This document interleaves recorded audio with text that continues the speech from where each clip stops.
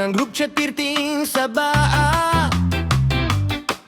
Asata kadiyot lang na nako sa kalsada. Pero pagabot sa tagay ang kadiyot na himong buntag. Ang messenger nagpula, ang asawa nagyamat bag.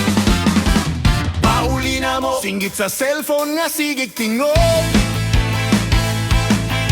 Pero ang barkada sa tanduay na ulo.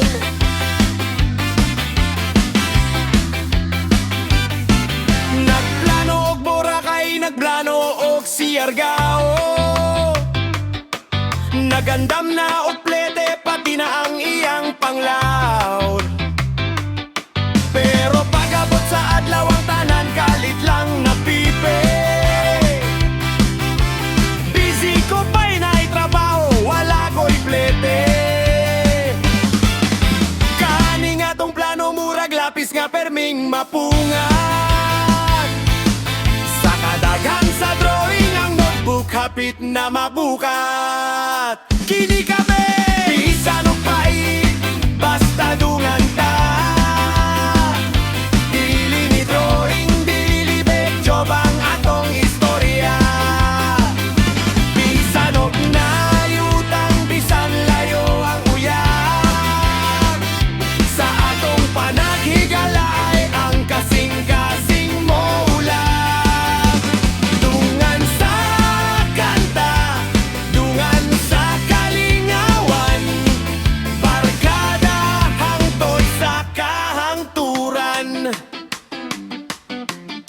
Bay huwam ko 500, pustalang nakokpula. Inig daog mo libre, inig pilde mo kagiuna. Inting paningil lang sin maoy makita. Ang amigo na himong magic na wala sa kalsada. Apan bisan og utangan, dili gihapon mabiyaan. Kaya tinuod nga kasing-kasing, dili mabayran og kwarta. Bisan og kuba ang makina, bisan og layo ang hinigugma. Andami mo, troubleshoot, andami mo, unong sa gubat. Ang kamingaw sa layo, tambalan sa kalingawan.